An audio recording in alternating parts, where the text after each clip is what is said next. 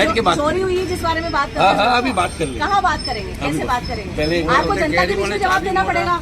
आप अकेले में थोड़ी जवाब दोगे, मेरे को जनता के बीच में। हाँ जनता के बीच में ही देंगे। एक बार मेरे को इंचार्ज साहब से बात कैसे दोगे आप जवाब? नमस्कार, इस वक्त हम खड़े हैं जवाहरनगर थाने में और यहाँ पर सिंधी कॉलोनी से कई सारे लोग आए हुए हैं कंप्लेन लेकर। और उनकी कंप्लेन है कि वहाँ पर लगातार चोरियाँ बढ़ रही है और रात को 10 बजे के बाद में चोर आते हैं और कोई किसी का माइक, किसी का सामान, किसी की गाड़ी उठा के ले जाते हैं। चूँकि पिंक स्क्वायर मॉल पास में है और वहाँ पर आने वाले विजिटर्स के अलावा पिंक स्क्वायर मॉल के सामने जो मेंटल हॉस्पिटल का रोड है वहाँ पर कई सारे ठेले लगते हैं, जिससे वहाँ पर कई सारे लोगों का आना जाना होता है। और यही कारण है कि वहाँ पर धीरे धीरे न्यूसेंस फैलता जा रहा है और कॉलोनी की शांति भंग हो रही है। अभी हमारे पास यहाँ पर काफ़ी सारे लोग मौजूद हैं। मैं एक बार कहूँगी कि एक बार आप दिखाएं कि कितने से लोग यहाँ पर कंप्लेंट करने के लिए आए हुए हैं कि लगातार होती हुई चोरियाँ शांति तो भंग कर ही रही है, लेकिन प्रशासन को भी कटघरे में खड़ा करती है। आइए हम जानते हैं कि क्या क्या परेशानी लोगों को वहाँ पर है। आपका नाम बताइए। मैडम, मेरा नाम प्रकाश चंद सामतानी है। मैंने कल रात को मेरे घर के बाहर ऑटो खड़ा किया और रात को 2 बजे वो ऑटो चोरी हो गया। क्या नंबर है आपके ऑटो का? ऑटो का नंबर है RJ14 PB 7563। ऐसा नहीं, पहले भी मेरे घर के बाहर से भी मेरी गाड़ियों में से चोरियाँ हुई हैं। बैटरी तो ये आम हो गया है, महीने में एक बैटरी तो निकलती है घर के बाहर गाड़ी खड़ी होने में से। और ये अब नहीं, कल रात को तो ऑटो ही ले गए और मैंने उनको ये फुटेज जो मिली है मुझे झूलेलाल मंदिर से, वो मैंने इनको दे दी। तो इतने टाइम से चोरियाँ हो रही थी तो उससे पहले कंप्लेंट क्यों नहीं करी आप लोगों ने? वही मैडम, 10 को मैच से आते हैं। हाँ, ऑटो का तो क्या है, अरे हटाल देते हैं ऑटो के नाम से। तो ये हमारा रोजगार ही है, हमारा रोजी रोटी है। अब तो बेरोजगार हो गए एक तरीके से। अभी आप लोग थाने में आए तो थाने से क्या आश्वासन मिला है आप लोगों को? हाँ, अभी FIR की कॉपी मिल जाएगी। अच्छा, मतलब अभी वो कार्रवाई करने के लिए FIR की कॉपी देने की बात कर रहे हैं आपसे। और इसके अलावा क्या घटनाएं हुई है, कुछ बता सकते हैं?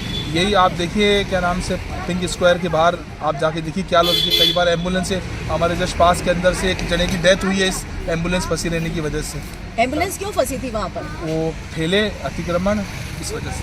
मतलब पिंक स्क्वायर मॉल के सामने जो ठेले लगते हैं वहाँ से जाम लग जाता है और काफी सारे लोग आते जाते हैं। ट्रैफिक जाम भी रहता है, गुंडागर्दी भी होती है वहाँ पर पिंक स्क्वायर के बाद। तो इससे संबंधित आपने निगम में या वहाँ के स्थानीय कोई सुनवाई नहीं है, कोई सुनवाई नहीं है, कोई सुनवाई नहीं। हाँ, अपना नाम बताएं सर। मेरा नाम दिलीप कुमार, उप धरना सेवक है। दिलीप कुमार जी, आपके एरिया में कैसे चोरियाँ हो रही है, क्या वजह है वहाँ चोरियाँ होने की? सर, मैं तो आदरणीय रवि नैयर जी को, घनश्याम चंदलानी जी वार्ड नंबर 94 पार्षद जी है, और नीरज अग्रवाल जी को ये कहता हूँ, जैसे आपने संजय बाजार के हटवारे में बैठ के ये सब ठेले ठपारे हटवाए, यही कार्रवाई आप पिंक स्क्वायर सामने जो ठेले वाले खड़े रहते हैं, कॉलोनी की बच्चियाँ आती हैं, उनसे छेड़छाड़ होती है, इनको सबको पता है, उनके ऊपर कार्रवाई क्यों नहीं की जाती है? कई बार तो बच्चियों से अश्लील हरकतें की जाती है, कई बार वो बच्चे जैसे घूम के वहाँ छोरे बैठे रहते हैं, परसों भी मोबाइल छीन के ले गए उस बच्ची से, और इनके ऊपर कोई किस जगह की बात है सर? ये पिंक स्क्वायर से घूमते ही वहाँ बैठे रहते हैं। समय तक तो वो बच्ची बेचारी नौकरी से आ रही थी, वहाँ पे गाड़ी से उतरी बस से और पैदल आ रही थी, मोबाइल में बात करते हुए आ रही थी, और पीछे 2 बच्चे आए और झपड़ा मार के उसका मोबाइल छीन के ले गए। और कई बार तो ये हालत होती है, कई बार ये हालत होती है, वो जो उनके ग्राहक है बीच सड़क पे गाड़ियाँ खड़ी कर देते हैं। और एक बार तो मैंने उनको बोला, भाई साहब गाड़ियाँ तो साइड में हटाओ, तो उसमें मारने के लिए आ जाते हैं। अब हम अकेले आदमी उनसे कितना लड़ेंगे? मतलब आपका कहना है कि वहाँ पे जो मेडिकल स्टोर्स बने हुए ठेले खड़े हुए हैं, उसकी वजह से बहुत जाम रहता है, बहुत जबरदस्त जाम है। दूसरे लोग भी आते हैं, गुंडा भी आते हैं। मैडम, गांजा स्नैक वाले सारे वहाँ बैठते हैं। आपका नाम बताइए। मेरा नाम मनोज शर्मा है, मेरे को जय बोले के नाम से जाना जाता है। हम पार्षद महोदय और रवि नैयर जी से ये बोलना, कौन है आपके? घनश्याम चंदलानी जी। घनश्याम चंदलानी जी ने जैसे ही हटवाड़ा हटाया वैसे उसको पहले करे, मगर वहाँ पर एक आदमी ऐसा है जिसका नाम हम नहीं जानते, वो ऐसे बोलता है मैं तो घनश्याम जी का भाई हूँ।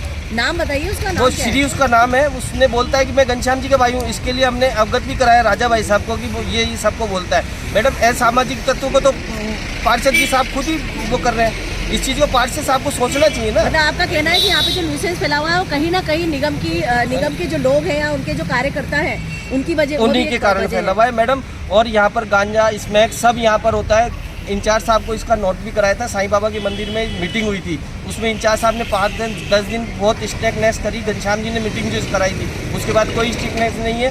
कोई भी आते हैं, कहीं से भी आगरा रोड से जो भी सुरंग से आता है वो यहाँ पर अटक जाता है और कई एम्बुलेंस से यहाँ रुकती है और एम्बुलेंस फिर जय महाकाल मंदिर की गली में से निकलती है। अच्छा मैडम इसका कुछ तो अभी जैसे सर्वानंद पार्क के अंदर एक कैंप लगा था जिसमें काफी सारे विधायक भी आए थे, वहाँ पार्षद भी सारे मौजूद थे, आपने वहाँ पे कंप्लेन दी थी क्या? नहीं मैडम, हम क्या जाए जब हमारी सुनाई नहीं है। इलेक्शन आते हैं जब तो वोट के लिए हमारे को बुलाया जाता है, फ़ोन भी करा जाता है और इलेक्शन चले जाते हैं हमारे को कोई नहीं बुलाया जाता है। और हम में माननीय भजन लाल जी जो बैठे हुए हैं यहाँ के मुख्यमंत्री, वो बोलते हैं जीरो टॉलरेंस क्राइम के लिए, वो कोई टॉलरेंस नहीं है। हम इससे बढ़िया तो जो मध्य प्रदेश के जो सीएम बैठे हैं उनको इसका धन्यवाद करते हैं, उन्होंने जीरो टॉलरेंस का काम करा है बैठ के। हम भजन लाल जी को नहीं जानते हैं और हम इस जो हमारे साथ जो ट्रस्टी हो रही है, भजन लाल जी तो अपनी सिक्योरिटी के साथ चलते हैं, कहीं जाते हैं तो उससे पहले सफाई हो जाती है, सब कुछ हो जाती है। ये जैसे भजन लाल जी ने एसएमएस के अंदर औचक निरीक्षण करा, वैसे थानों में निरीक्षण करें और इसकी वो करें जाए। मैं आपसे एक बात जानना चाहूँगी सर कि जैसे अभी जो सिंधी कॉलोनी के जो हालात बन रहे हैं, यहाँ पर बहुमंजिला बिल्डिंग्स बन रही है, एक बिल्डिंग में 12-12, 15-15 फ्लैट हैं, एक बिल्डिंग के अंदर 20-20, 30-30 गाड़ियाँ हैं। इसके अलावा वहाँ पर खाने के लिए भी लोगों को सुविधाएं चाहिए, तो ठेले वगैरह, तो ये ठेले पनपने का और ये सब चीज़ें पनपने का कारण भी बहुमंजिला अवैध बिल्डिंग ही है ना। हाँ। इस बारे में कभी आप लोगों ने कंप्लेंट की? मैडम हमारे जो पार्षद साहब जीते थे उन्होंने बोला था, यहाँ पर बोर्ड लगाया था कि यहाँ पर डबल मंजिल कॉमर्शियल बिल्डिंग नहीं बनेगी। उन्होंने अब पार्षद साहब खुद ही बिल्डिंग बना रहे हैं और उसमें पार्किंग नहीं है, कुछ नहीं है। कौन है पार्षद साहब? पार्षद साहब घनश्याम चंदलानी जी हैं। हाँ हाँ हाँ, ये है। तो घनश्याम दास चंदलानी जब 15-15 बिल्डिंग अवैध खुद बना रहे हैं तो उस बारे में आप क्या कहेंगे? उसके लिए तो मैडम उनके पास निगम ने अगर उनको परमिशन दिए तो बनाएंगे, मगर उन्होंने जो बोर्ड लगाया था पहले, हाँ। उस पे बोर्ड पे तो वो सर्वानंद रहना पार्क के बाहर हाँ। लिखा हुआ है कि सिंधी समाज एक मतलब एक अवैध निर्माणों के ऊपर और अवैध कामों के ऊपर शिकंजा कसेगा, वो तो नहीं हो रहा? नहीं, इसीलिए चोरियां हो रही है शायद। चोरियां खूब हो रही है मैडम। रात को मतलब हमारी कॉलोनी की कोई बच्चियां पिंक स्क्वायर जाते हैं, कोई सुरक्षित नहीं है। जैसे आपने हटवाड़ा वहाँ से हटवाया, वैसे पिंक स्क्वायर पे से हटवाया जाए। बैठ के बात चोरी हुई है जिस बारे में बात कर हाँ रहे हैं। हाँ, अभी बात कर लेंगे। कहाँ बात करेंगे, कैसे बात करेंगे? पहले आपको जनता के बीच में जवाब देना पड़ेगा, आप अकेले में थोड़ी जवाब दोगे मेरे को, जनता के बीच में। हाँ, जनता के बीच में ही देंगे। एक बार मेरे को इंचार्ज साहब से बात कैसे दोगे आप जवाब? तो ये थे हमारे साथ घनश्याम दास चंदलानी वार्ड नंबर 94 से, जो लगातार यहाँ पर होने वाले न्यूसेंस से पल्ला झाड़ते हुए नजर आते हैं, क्योंकि इन पल्लों में वो खुद शामिल है। हम आपको बताना चाहेंगे कि वार्ड नंबर 94 में इस वक्त 40 से 50 बिल्डिंगें बन रही हैं, जो कि G+4 की बिल्डिंग के अलावा बन रही है, बिना पार्किंग, बिना फायर ओनरशिप, बिना भूमि पुनर्गठन के बन रही है, बिना प्लॉट पुनर्गठन के बन रही है और बिना परमिशन के बन रही है। लेकिन उसके बावजूद इस न्यूसेंस को अभी तक नगर निगम हेरिटेज द्वारा नहीं हटाया गया है। लगातार नगर निगम कमिश्नर को, हेरिटेज कमिश्नर को, मेयर को और इसके अलावा आदर्श नगर जोन के जो उपायुक्त है नूर मोहम्मद जी को शिकायतें दर्ज की गई है।